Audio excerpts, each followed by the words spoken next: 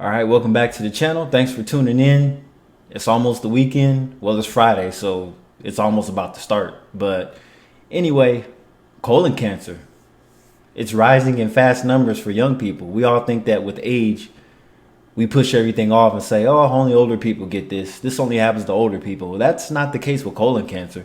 You've seen what happened to the actor Chadwick Boseman a while back, right after Black Panther and all those hit Marvel movies. He suddenly passed away. He was battling and fighting it the whole time. And he stayed strong. You would have never known. But anyway, let's tune in and see what's going on.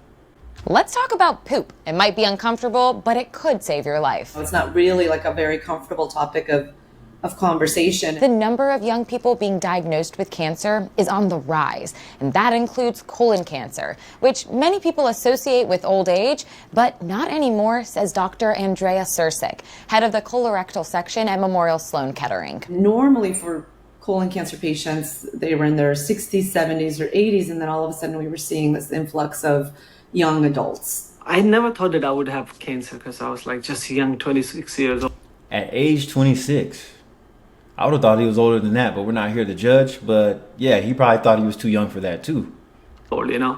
And it was heartbreaking. An estimated 154,000 people in the U.S. will be diagnosed with colon and rectal cancer in 2025, according to the American Cancer Society. 1 in 5 are young, under the age of 55. Imtiaz Hussein is one of them. He never thought colon cancer would affect him, especially at such a young age. The first time I got my bleeding, I should have gone to colonoscopy because I ignored that. I started bleeding 7 months prior to I got diagnosis.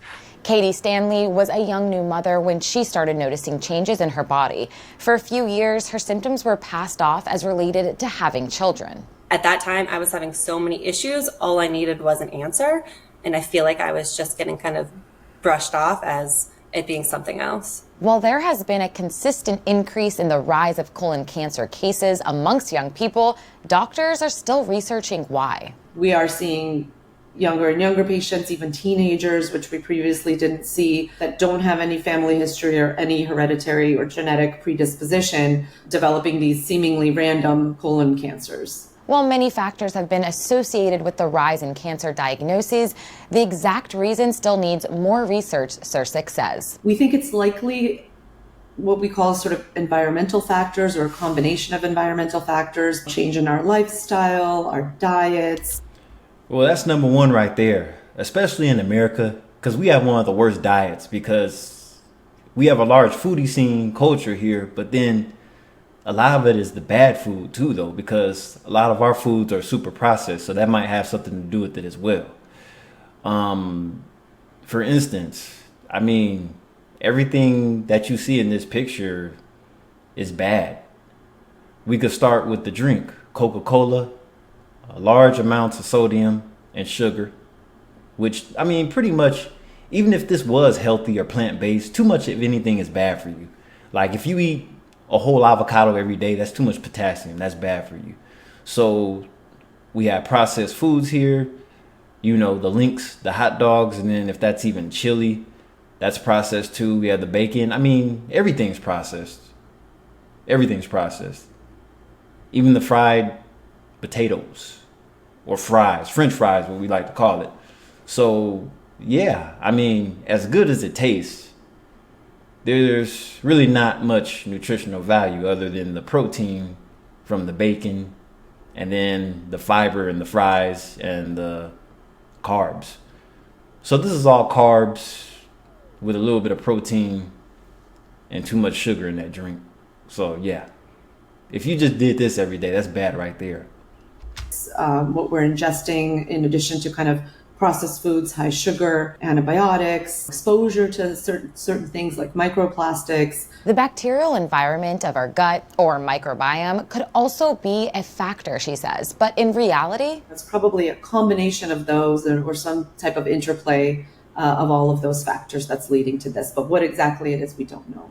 There are a few similarities that have emerged from the latest research. There are some similarities in that more of the tumors are located on what's called the left side of the large intestines. And why is that notable? Like the typical risk factors that we think about, a Western diet, high in fats, have been linked to right-sided tumors. But here we're seeing them on the left side. One tool in the fight against colon cancer, early screening. In 2018, the American Cancer Society became the first organization to drop the recommended colorectal cancer screening age from 50 to 45. In 2021, more organizations followed suit. I had to fight and advocate to get myself a colonoscopy at a local GI doctor. But the lowered screening age doesn't help a population of young patients like Stanley, who still didn't qualify when she had symptoms in her early 30s. When you ask these patients, who do develop colorectal cancer about their journey,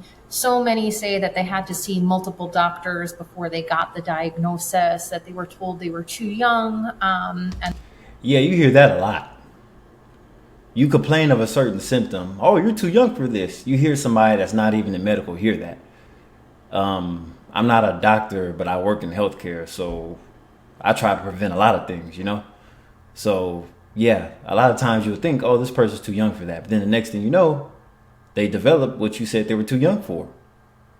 And that rectal bleeding cannot mean cancer in this population. And so I think if we need to own that. Robin Mendelsohn is a gastroenterologist at Memorial Sloan Kettering Cancer Center and co-directs the Center for Young Onset Colorectal and GI Cancers with Cercek. We need to make sure that from both sides, the patients and provider side, that people know that this is increasing so that when patients do develop symptoms, because they do not meet criteria for screening, they usually do present with symptoms, that they're taken seriously and that patients know that they should get evaluated.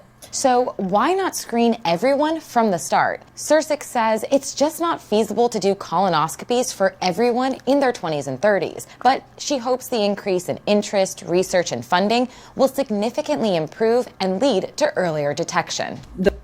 Well, here's another issue. There's a healthcare crisis as well, so a lot of people can't even afford to get these screenings like that, let alone getting a yearly physical. Checking your lab, blood work, and everything to make sure you don't have anything else. That's an issue too, because a lot of people have to pay out of pocket for this, and it's expensive after they're paying $4,000 or $5,000 a month mortgages and everything. So a lot of this is not affordable to the average person in America, unless they're fortunate enough to have a job that has benefits. The best we can do right now is to pay attention to our own symptoms and be our own advocates. That's what Stanley did. She received a colonoscopy years after her first symptoms began. I was diagnosed in June of 2024 when I was 34 years old. I was diagnosed at the end of a colonoscopy when they found a 15-centimeter tumor blocking my colon. And a week later, a surgeon staged me at stage 4 with spread to my sacral bone and possibly my lung. There are a few things you can look out for, no screening required. Any symptoms that are persistent, and usually by persistent we mean lasting a few days, of things like bright red blood per rectum, so rectal bleeding, change in bowel habits like constipation or diarrhea. And here's the thing, if you're a person that squinges and squeezes too hard to get your bowels out, to empty your bowels, you might see a little bit of blood here and there, because I used to do that as a kid. And I'll tell my parents, I'm like, look, I see blood in my stool, So that was another thing. Luckily that went away. I learned to stop, squeezing so hard. But not funny, but you get what I'm saying. Unexplained weight loss, abdominal pain, super tired from anemia, potentially. Really, the person should get checked out, whether by their primary care provider or, not necessarily even to start with the gastroenterologist, just to have that conversation of what's going on. Stanley says it's important when going through a diagnosis to get a good support system. Yeah, that too, let alone don't be afraid to get checked out and go to the doctor. That's a lot of people. A lot of people don't go to the doctor at all, let alone go to the dentist. And it's very important if you're fortunate enough to afford it and have benefits. So it's like, don't put off your screenings, because you're just making things worse. Let's say if something is going on with you, it could affect you later on in the long run. And that includes STDs and everything else too. Anything that becomes a problem is only going to get worse. It's just like how you would take care of your car and take your car in for service. A lot of people don't take their cars in for service. They're either too cheap or they're just too lazy or don't consider it until something happens. A lot of people wait until something happens to want to do something about it. And 9 times out of 10, it's too late then, because you should have got on it right at the get-go. Get a good support system. Lean on your husband, your wife, family members, friends, and recognize that if you're a parent, you can fight to be here for your kids and watch them grow up. Hussein has taken his unexpected diagnosis and turned it into a passion for advocacy of colon cancer to raise awareness. Advocacy means like telling people like, okay, things are shifting. Now young people are getting cancer. So we have to look out for, At the end of the day, colonoscopy is an uncomfortable, annoying calendar date, but it is so much better than dealing with a diagnosis of cancer. and she adds, Don't be afraid to talk about poop. for PBS News, I'm Dima Zain. Wow, the inspiration. I'm inspiring everybody to get their yearly physicals every year. It's more important than it sounds. A lot of people are like, yeah, whatever. But it's better to act now than to act later, to where the point to where medical won't help you. Anyway, this is Kylie Veyo. I'll catch you in the next video. Goodbye.